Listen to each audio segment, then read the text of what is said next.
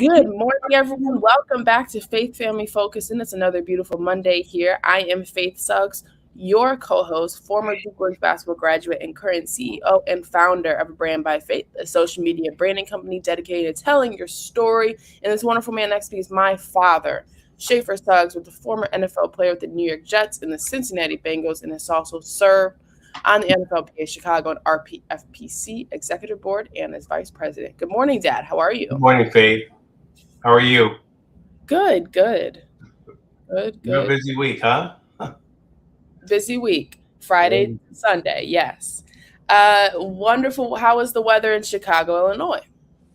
Well, we came from Miami. It was rain when I got here. It was rainy, but we have a beautiful morning today. It's supposed to be a little bit warmer, so I'm looking for a really nice week. We had a little tornado warnings last night, but right now the weather is perfect. July. July. You never know what you're going to get with July. July is just like April for sure. No, wonderful to hear that. Yes, we did have a wonderful time in Miami. Isn't it funny how, all these people want to live in Florida? I was thinking this. All these people want to live in Florida, and it's beautiful, and everyone's so happy to live there. But the weather is quite unpredictable. It is not Los Angeles. Now, if I had to pick one or the other, I would pick Los Angeles. I was thinking this on my flight, but I get why Miami's retirement city. Well, Miami, Naples, Tallahassee, Orlando, all beautiful cities, but definitely a good time. I do want to say something, and I don't know, I forgot to mention this, but this young woman this past weekend, has just become the first American woman to win the shot put international title ever. We've never had a woman win the international shot put world title ever since its beginning in 1983. We've only won 17 times, and all of those times were men. But since 1983, an American woman has never won the shot put world title, and it happened this weekend on American soil for the first time ever. So I just wanted to say that. I thought that was pretty cool. Girl power, race and awareness. At the World Championships, they also had two American women come first and second in pole vault. Almost. That also doesn't happen. Almost. Wow. That was really neat. So, a great weekend for sports. Great weekend for sports. Have you seen when the pole I watched the other day? It was a woman from, I believe, Sweden. And this is like an inspirational story. They always run it every year around the World Championships. And her pole broke. It was Right. for the win. I don't want to say it was for gold because I believe it was for the title. And it broke. And for me, that's when the activity would have stopped. I'm not going back at the pole vault. I am done because after the pole broke, I was good. That happens a lot, though, Faith, in pole vault. Mm-mm. Happens a lot. They bend that pole so much, but any pole vault, even your Uncle Clint, whose pole vault broke a pole before. Mm-mm. So it happens.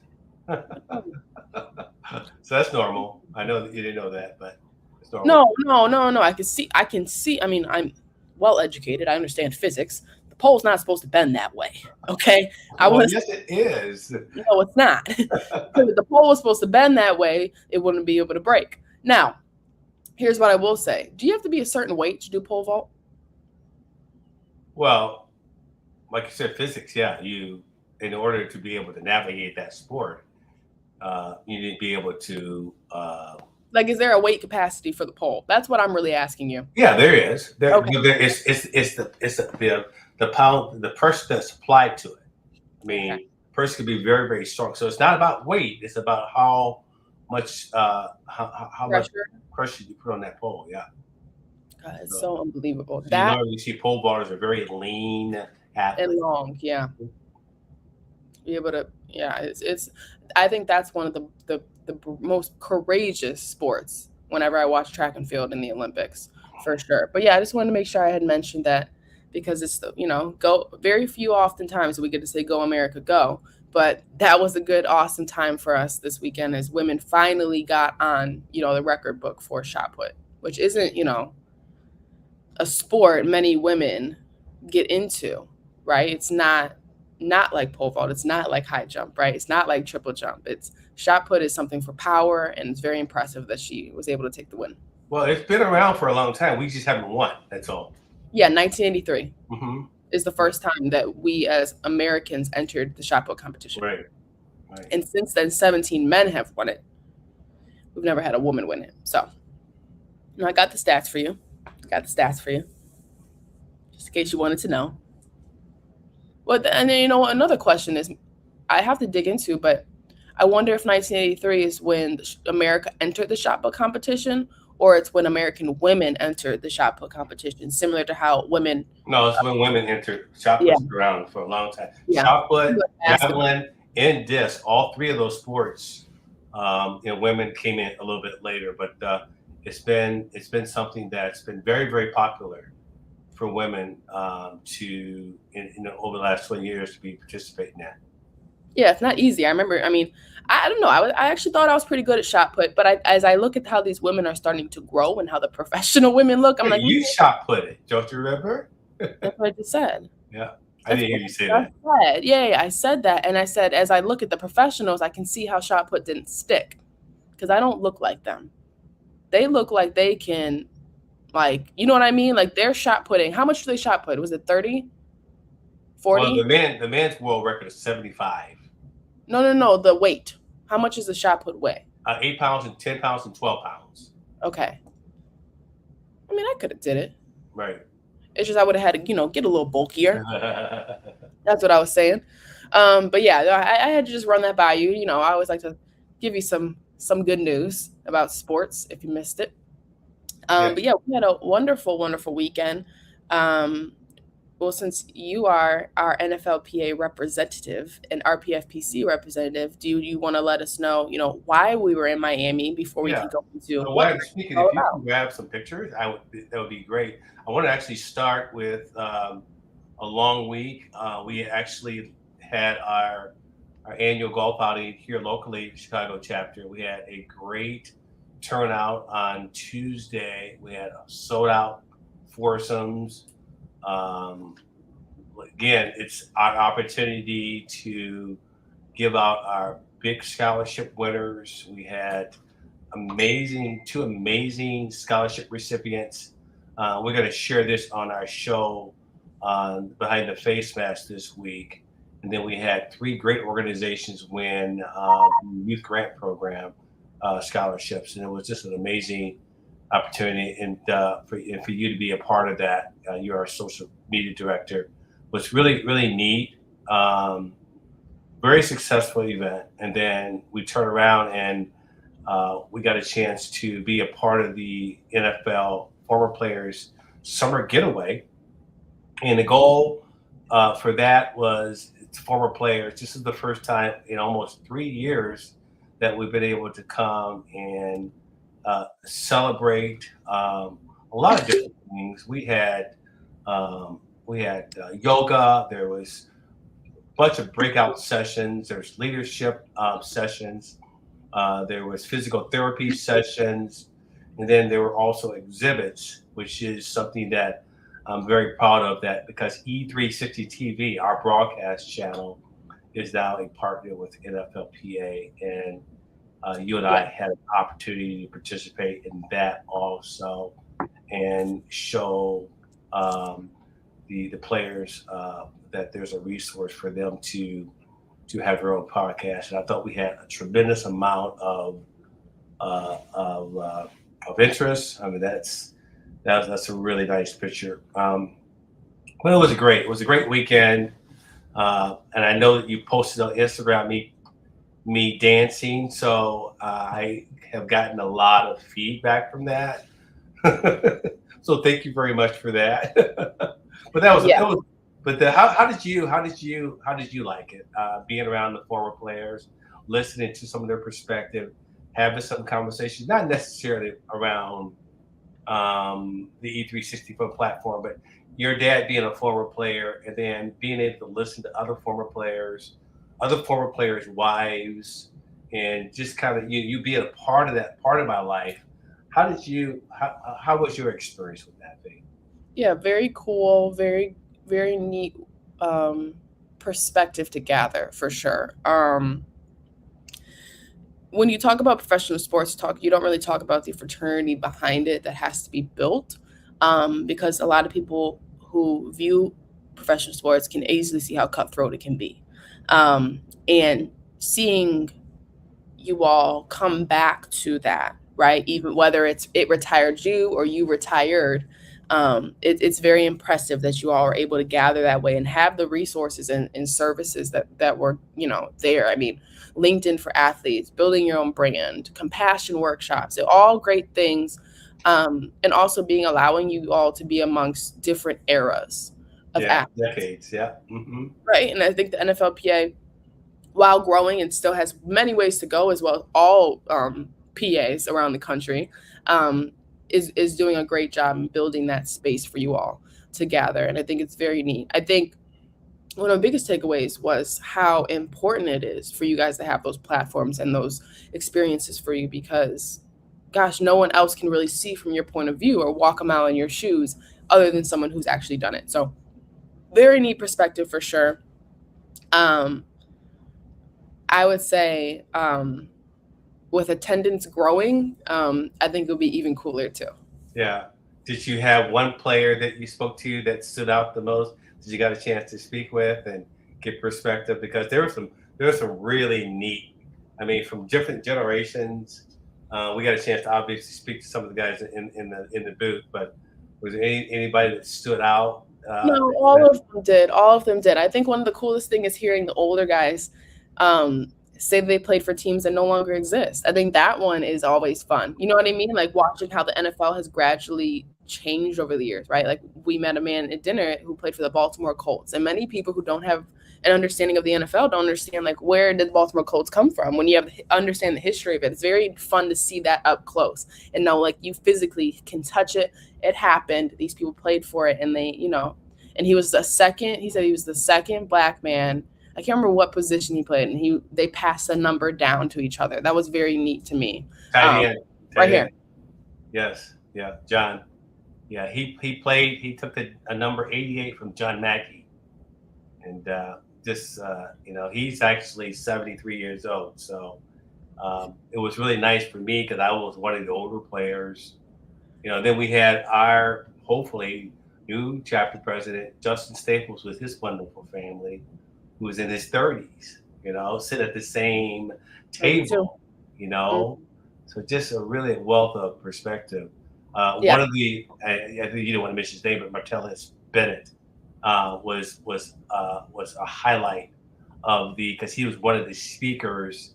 And I know you got a chance to spend some time with him, but he wrote many, many books. Do you want to comment on that?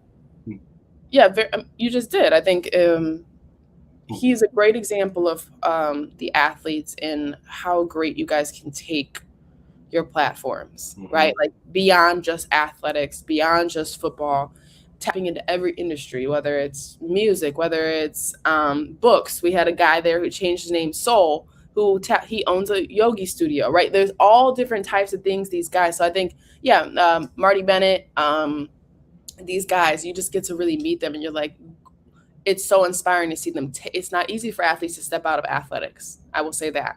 And a lot of people don't understand that. But when you are dedicating your time, 30, 40 years to something, it's easy for you to go into coaching. It's easy for you to go to public speaking, right? It's easy for you to do that. It's not easy for you to go into writing children's books or studios or starting this or that, right? It's just, for me, seeing him and seeing like the guys around that era expand beyond just athletics is very neat to watch. Right. Experience. Yeah, he was amazing. I mean, I asked him what was his favorite book he wrote. He said the next one. Yes, that was really neat.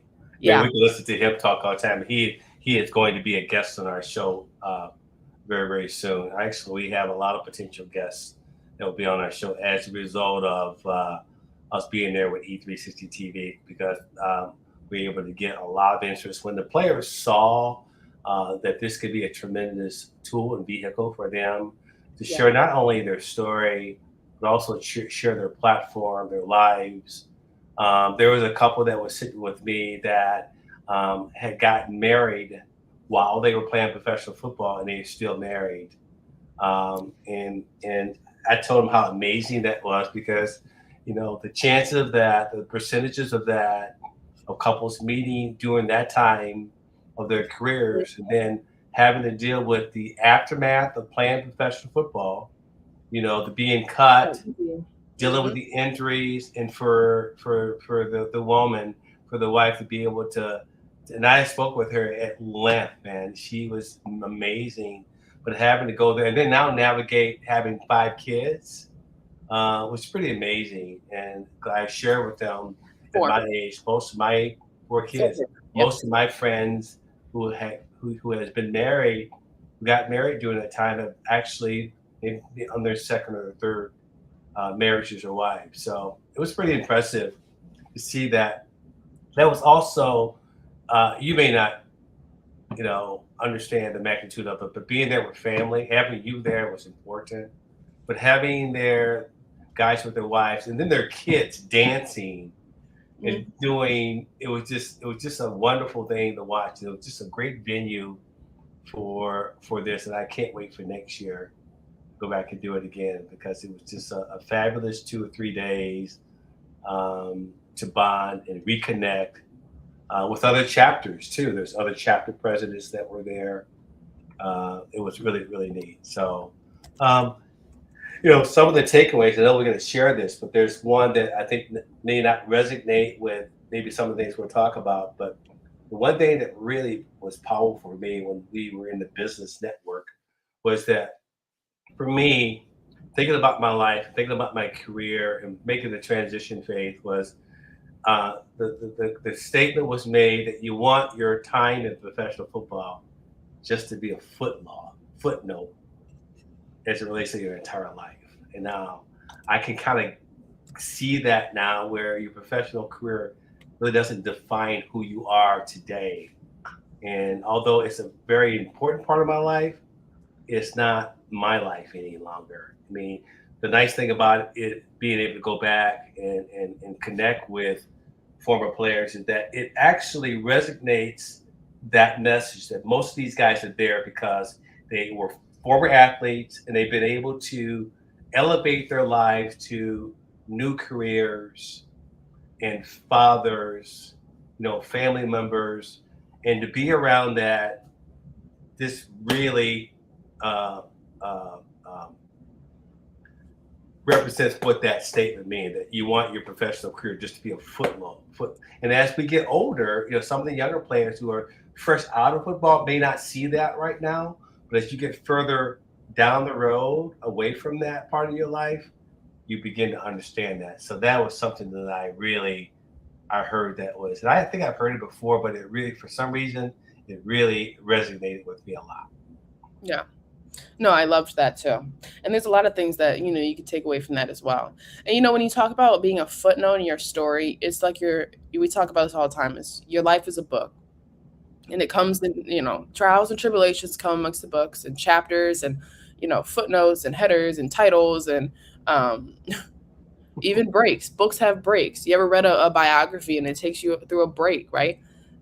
That is a perfect quote or voice of reason for how you should look at your life and what you do with your life and how one thing does not determine everything else, right? Right. I do agree that the one thing that does stick with you through life is love and your belief in yourself, and I mean obviously family, but even family withers and waves, right, as the life goes on. And so I love that quote for the idea and the perspective we always have for this show as well, is that what you do and at one point may not be everything in chapter Hmm. 10, and chapter Right. 10 may not hold everything in chapter 20. Right. Right. You But yeah, know, nice. and being around it validates being around the other players, even at the different generations. It was the one in the business network panel is something that we always talk about, which I think is valuable. Is I love this, and you heard this before. You know, leverage who we are, Yeah. um, leverage who we are, and don't in your network. I always build a network, but so your network determines your net worth, Yes. and that was powerful. That we have to really leverage the NFL. I was telling Aaron Hymas, who E360 TV, that he didn't really understand the leverage that being a partner with the NFL has, right? Leverage that, and we have to leverage that as players with each other, and that's why it was so good to listen to that panel of different guys talk about their careers and how they're leveraging that. We have to continue to do that. Yeah, and it's let's take that a step further in the sense, when you say network, it's not just from a business output. It's how, if no one cares about what you say to them, right? They care about how you make them feel, Yeah, right? that's And true. and I mentioned this many times this weekend. I said the Chick-fil-A effect, right? When you meet somebody, right? Look, I'll be honest with you. Chick-fil-A is good, right? The chicken tenders are good, the fries are good, the milkshakes are good. But what really people love about Chick-fil-A is that they're always, always, always, no matter who it is, whether it's the chef to the person at the drive-through or the person taking your money at the register, they are always kind and happy and positive and always welcoming. And that, at the end of the day, brings you back. And Yeah, so yeah, that is, when you talk about networking, it's really about what impact am I leaving on people's life, and you'll be surprised on how that boosts your net worth of life. yeah, right. Yeah, Yeah, no, I like that's a very good point. Your network doesn't necessarily have to be a business, but also your values and what you actually tell bring you. character-wise Yeah, why should onto the somebody table. I want? like that. Yeah, That's a good point. yeah, because think about how many people you meet a day, right? And then think about how many people actually leave a lasting impact on your life that day, right? And imagine if you entered a space that you know is important, whether it's church, whether it's school, whether it's a network event for work. Imagine if you walked into it with the Chick-fil-A personality, right? The mentality that, okay, I'm in a space of service, right? You'll be surprised at how that boosts, who you are, how people view you, but also how you make people feel. And that really, really, really, really, they say karma, or, what you put out comes back to you. You'll be surprised how that boosts not only you financially, but mentally, physically, spiritually, all those things. Yeah, yeah. Here is something that maybe I don't know. You remember you talk about your transition out of college and going into the professional world. You made that transition, but learning to be humble and humility, and there was something that really was talked about in the business network that a lot of the guys that were up there had to fail, or they had to get to a point where they were had some fear, and be able to just ask for help, and always be, and that really hit me hard, but always, and that's why this is really good to go back to, always good to go back to people that understand you, right? And so humility was a big word that was used there, and the other one was establish your CPR. I like that. Culture, people, relationships. In terms of the people that you want to surround yourself with. And I think you talk about that a lot. Is share your values of transparency, your integrity, all those different things as you develop the people around you. And that's within our fraternity of guys. And that's why it's so important that the younger guys come and hang out with the older guys so they can understand our journey, but also understand the stories of our vulnerability and some of the landmines and some of the potholes we hit.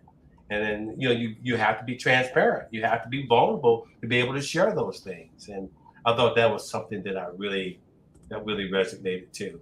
Isn't it funny how um isn't it funny I how like that. CPR is what keeps you like alive too? Like, Yes. let's think about, like, CPR comes at a space of often desperation, right? Like, Yes. is on like a moment of like teetering, like, right, like either they're gonna go this way or they're gonna go that way, and in a positive outlook trying to, but there's nothing positive about CPR. The It's funny that the things, right, you lead the things you need to lean into, culture, people, relationships, often comes at times when you need the most help and you need a redirect, right? Or you're at a brick wall, you're at a fork in the road, you have no idea which direction to go. Who you lean on is what matters the most. Yeah. Well, Yeah. that matters the most. So that's why, I mean, for me, it was CPR. It's like, yeah, you can culture, people, relationships. You can put a bunch of letters together and make it that too. But CPR for me leaves a lasting impact, because CPR very much is, You have to learn CPR to teach. You have to learn CPR to coach. You have to learn CPR to be a boss, right? All of these things you have to have the humility to lean into in order for you to be a good leader. Morning, George, Point George. Yes. one of our former guests. Um, but yeah, so there's a few slides we want to talk to, and today we really wanted to dedicate our time to perspective and how we look at life, and how how your outlook in life really impacts your mental being, your physical well-being, and also the people around you. Right. So I'm gonna, we're gonna dive into our first one. We have 4 slides, and we're gonna spend some time with each one. But Dad, why don't you take a ride at this one? Oh, I love this. Don't let doubt have a seat at your couch. Yep. Yeah. So, that's that gets back to being fearless and not allow it to live rent free inside your brain. That actually paralyzes your progression, your start, because of your doubt. And I love that. Don't let doubt be in your couch. And that's something that I think I kind of hopefully lean into all the time. I hope I was able to coach that and instill that in you and Devin. But as you well know, it takes a while. You have to go through some failure and overcome some failure, because when that happens, you begin more confident, right? Mm-hmm. And doubt will sit there, but don't let it linger. Don't let Yeah. it linger. I think doubt can be, and everyone knows this, but doubt is paralyzing. Yes. But it's also extremely human. And so Yeah. you have to find the healthy benefit of giving yourself grace and allowing yourself, okay, I'm having a moment of not weakness, but a moment of doubt. And that very moment provides me perspective on, okay, why am I having doubt in this situation? What part of me do I need to build up to strengthen so that doubt doesn't stay here in this space? Right. So, and a lot of people say like every relationship, every interaction, every feeling you have is a mirror to yourself. Right. So, how someone else makes you feel, how a situation makes you feel is something to say about yourself. And so, if you're having doubt towards a large event, you have a doubt towards a speaking engagement, if you have a doubt towards a test, right? Okay, am I prepared? Okay, am I comfortable? Right? What can I do better to make myself less doubt? Right? And so I think that that's when I look at it, it's okay, don't let doubt have a seat on your couch, right? But what is doubt? Right? Doubt is something that's so human. We talk about humility over the show. It's so human, it's something we all feel. But how can I do my part in preventing doubt from having a lingering effect? Right? And so when I think of doubt, I think a lot of people doubt their ability, and they don't believe in themselves, right? Or maybe they do, but for some reason doubt is continues to linger. And I think that what that says to you is, how can I over prepare? How can I communicate to others? How can I use CPR, right? How can I lean on my circle to help move doubt off my couch? And so that's what it thinks to me is what does doubt, I mean, because doubt is such a heavy word, right? That if it wasn't such a well-used word, that's how I know everyone feels it towards everything. People are probably going to doubt themselves 4 times today, right? But it's up to you to bite that in the dust, right? And stop it early, okay? And that may come from, okay, if I have a test tomorrow and I know I'm not going to do well, that's doubt, right? You may sound sure, but it's still doubt, because you don't know what your ability can do until you really push it to its extent. So also, as an athlete, you're less doubtful when you're prepared. You're more prepared. You practice. That comes from not being prepared. Yep. So I think a lot of it has to do with just not being prepared. Yeah. And making sure that, because I think you get a reprieve. You get a reprieve based off your ability to be prepared. If you're not prepared, you're going to be doubtful. Now, I think that lingering effect is you sit at the free throw line. If you're doubtful, more than likely you're going to miss that free throw. Yeah. Yeah. Right. So how do you get to a point where it's almost automatic, where it's like there's no doubt?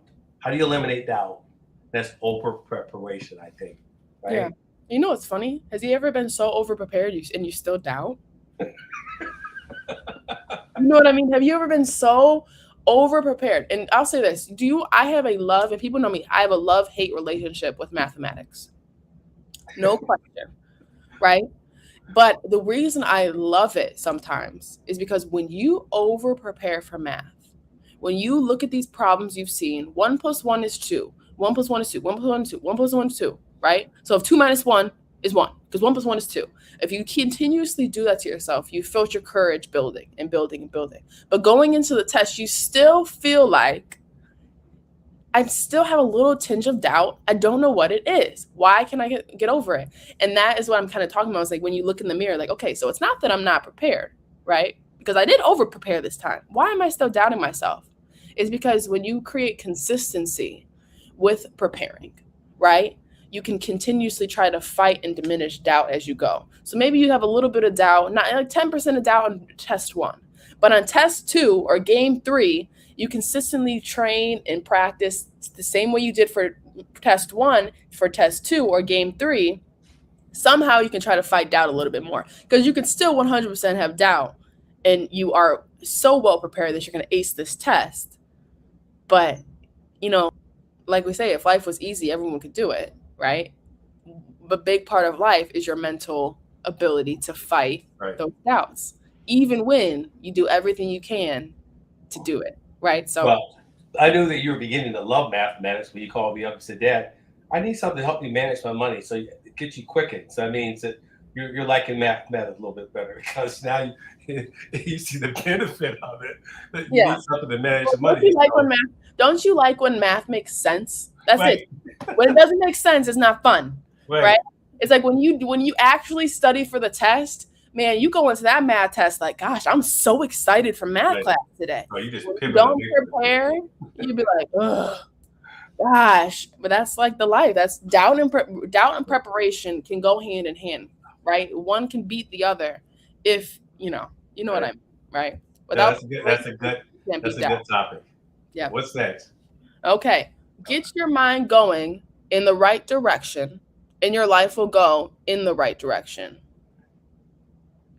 I'll let you talk about that. Get your mind going in the right direction, and your life will go in the right direction. I'm gonna let people think on that for a second. And your life will go in the right direction.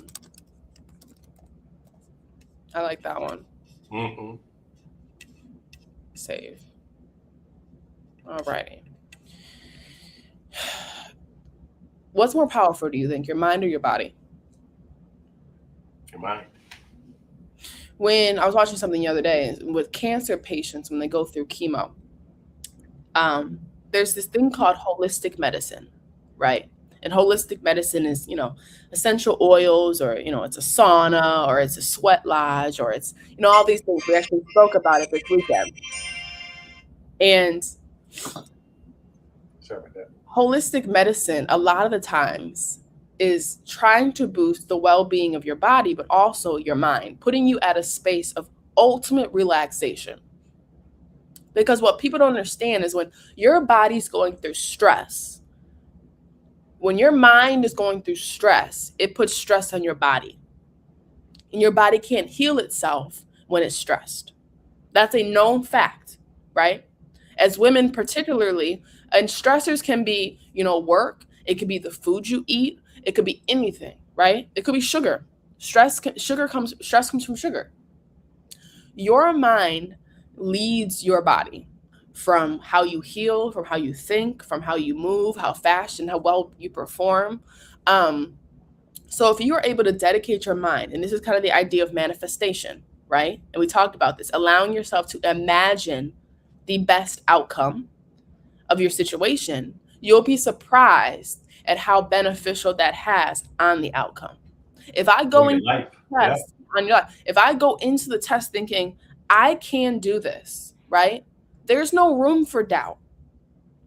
No room for doubt, because I have no place in my mind for it. So through the whole time of the test, I know A, B, D, C. And there's no doubt in there, because I'm so focused on knowing that I'm going to do a good job. As soon as you allow a smidge of doubt, like we said, right, to creep in there, you start to be like, while A may be right, gosh, D looks really similar, right? You get that one wrong, right? And so allowing your mind to go in the right direction, you'll be surprised at how it impacts the actual direction of your life. Yeah. And think about that segues, and I don't want to go in that direction, but the people that impacts that, making sure you're around people that nurture that, nurture positivity in your life, right? So negative thoughts, get your mind right, I like that a lot. Yeah. Well, I mean, a lot of your life depends on how you think. What wakes you up in the morning? Your mind. Yeah. What gets you out of bed in the morning? Your mind. And what tells you to brush your teeth? Your mind, right? And all three of those things impact how you make money, how good of a spouse, father, mother, sibling you are, right? And how your day is going to go.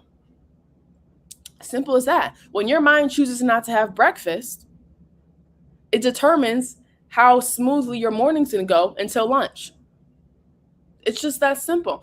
We put all these, lessons and plans in place and tell people this is the routine you should have and this is and that. But all that is garbage if your mind doesn't commit to it. That leads into negativity, right? That's that negativity, So what do we replace that negativity with? With positive thoughts, right? Well, why don't I just bring up that slide? Oh, that's it. That's why we have it after this one, right?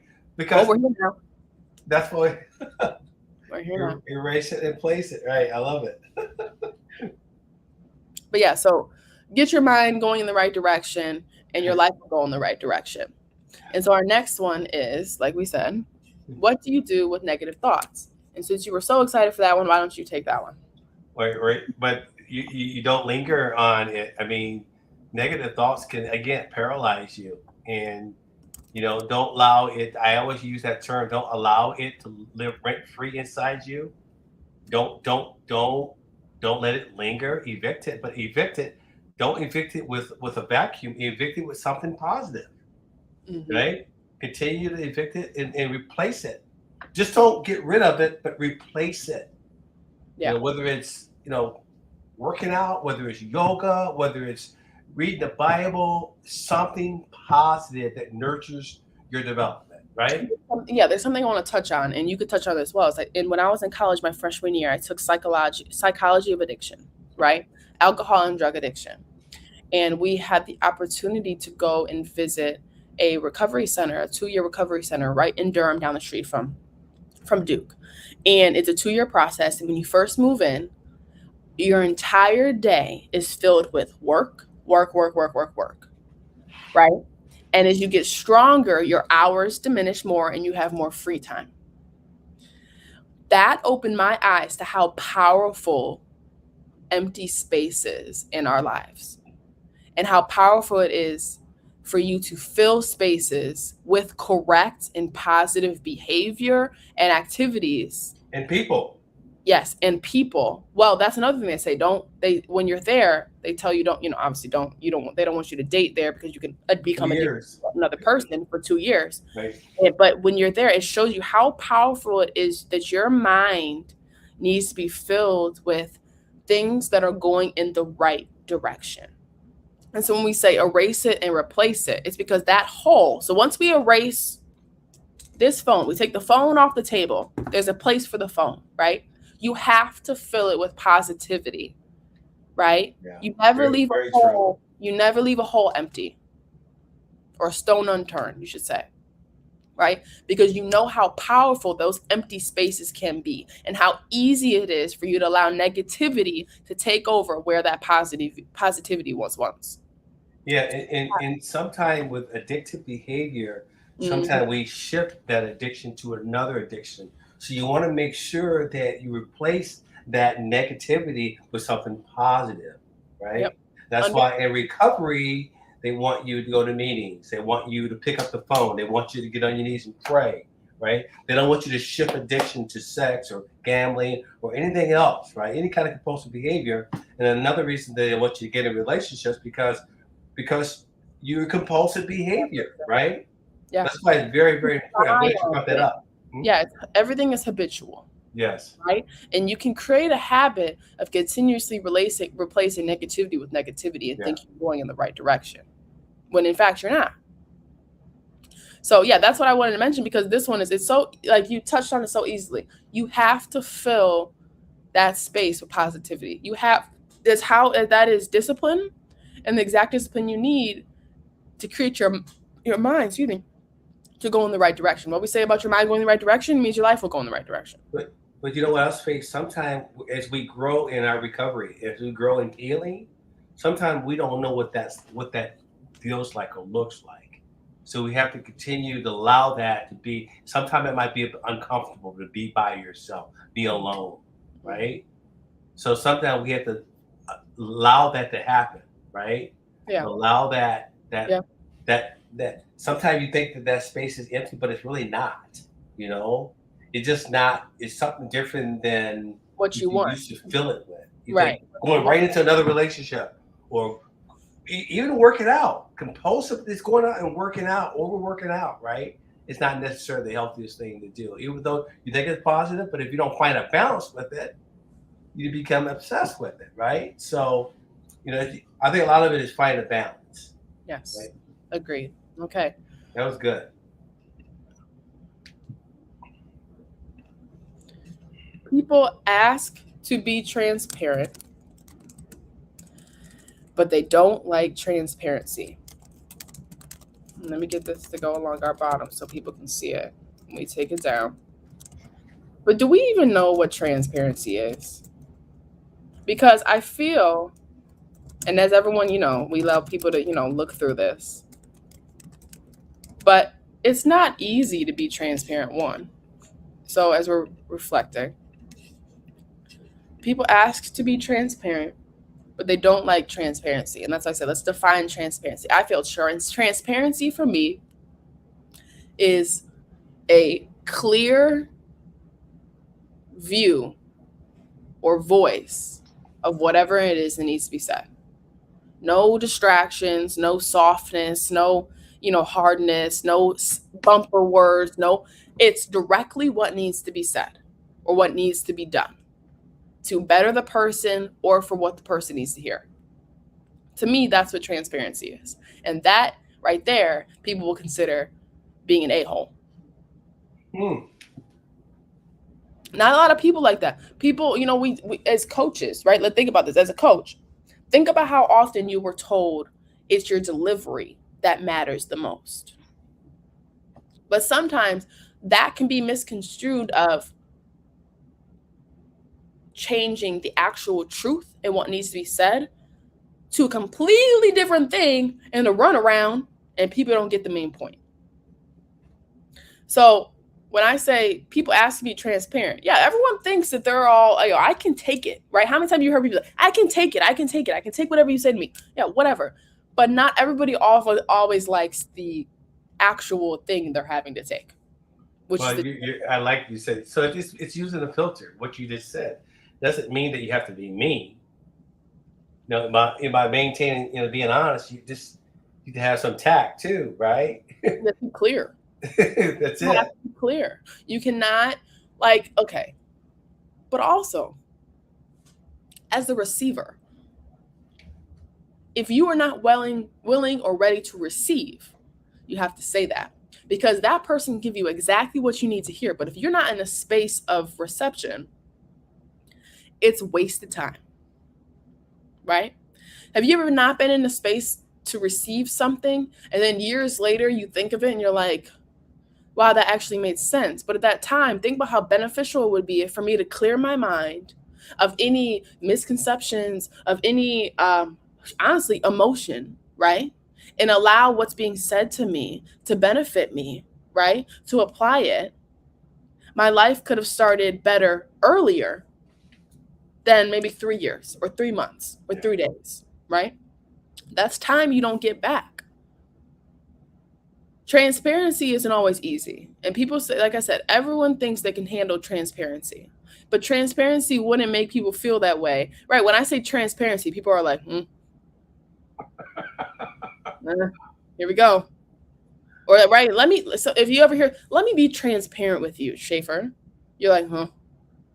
Or you don't have any problem with that with me. Right? No, I don't. But you know what I mean, like as soon as you hear that, okay, it's not something good. But you'll be surprised. Sometimes transparency can be way easier to take than you think. Faith, I'm about to hurt your feelings, and then you proceed on. but I get it. We have that kind of relationship. How about focusing on honesty when it comes to transparency? How important is that? Yeah.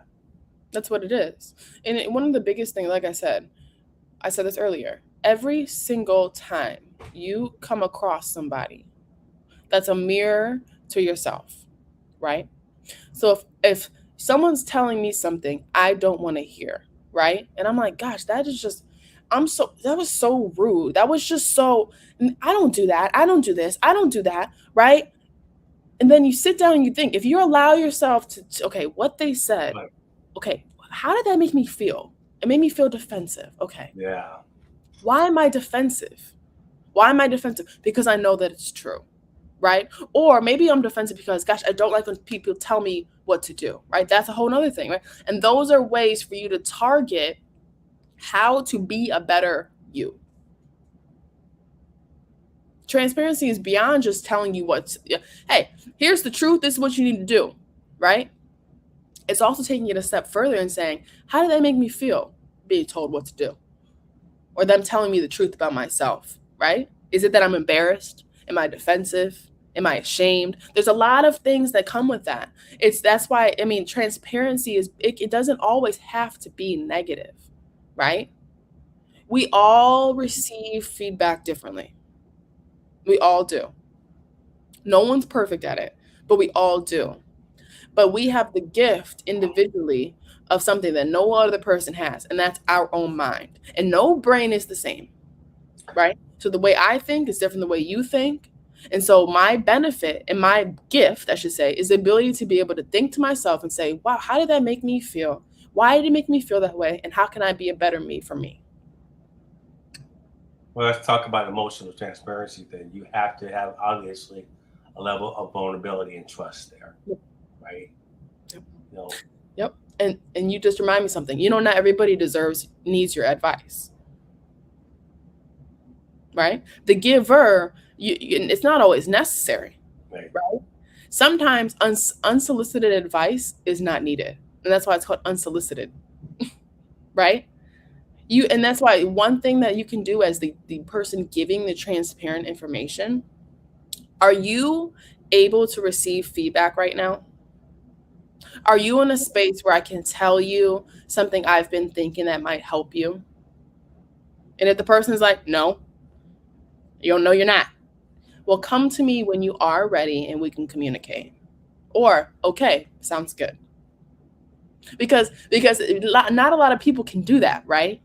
They're like, gosh, I can't stand that this person just won't change. They won't do this. They won't do that. If it was me, I would do this. Man, you don't know what that person's dealing with that day. Unsolicited advice is just that. Make sure you're asking for approval and permission before you give unsolicited advice. Right? That's huge. A big thing. That's huge. So why does people do that? Feel that they need to do that? You think? Everything's a mirror. Everything's a mirror. Right? So maybe that person has issues in their life, and I'm not saying they do. Maybe they have issues in their life that they're working through, and that very action that they're working through, they might think, oh gosh, I'm in such a good space of working at myself. I want to help others. So it could be innocent. Right? It could be innocent, but you got to remember, people are working through things every single day. That's life. There's a trial and tribulation every single day. So giving people space, giving people grace,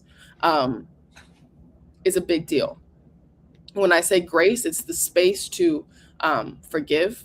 It's a space to understand that they are a sinner, and they have their own relationship and journey with God that you do not know about, right? So your unsolicited advice may need to be solicited, right? You need to ask permission.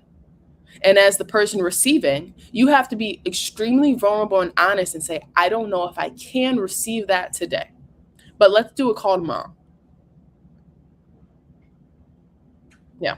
I like the permission piece, right? I like the permission piece. Yep. No, I love it. Great stuff. I mean, we've had 3. Let's run through the review real quick. First one we had was don't let doubt have a seat on your couch. Preparation. How big is that? Get your mind going in the right direction, and your life will go in the right direction. It's bigger than mental strength, right? What to do with negative thoughts? Erase it and replace it with positivity and positivity only. And if you don't know the difference, ask. CPR. People ask to be transparent, but they don't like transparency, right? And that's on both people. The person asking for transparency may need to ask for permission, right? Or be honest and vulnerable with what they can and cannot take. And if you are giving transparency, once again, ask for permission and make sure that person is a space where they can receive. So, good stuff. Wonderful show this morning. Thank you for joining us here at Faith Family Focus. We hope it was positive outlook on life, a boost. Obviously, today was all about, how you view life, your perspective. Each person is different. Each person has a different blueprint and a view on life. Again, this is Faith Family Focus. We're going to use our faith as a vehicle to heal and strengthen and sustain others on strengthening their own family core. And of course, our slogan. Let go, let God, let go, let faith, let go, let love. Everyone have a wonderful, wonderful Monday. We'll see you soon.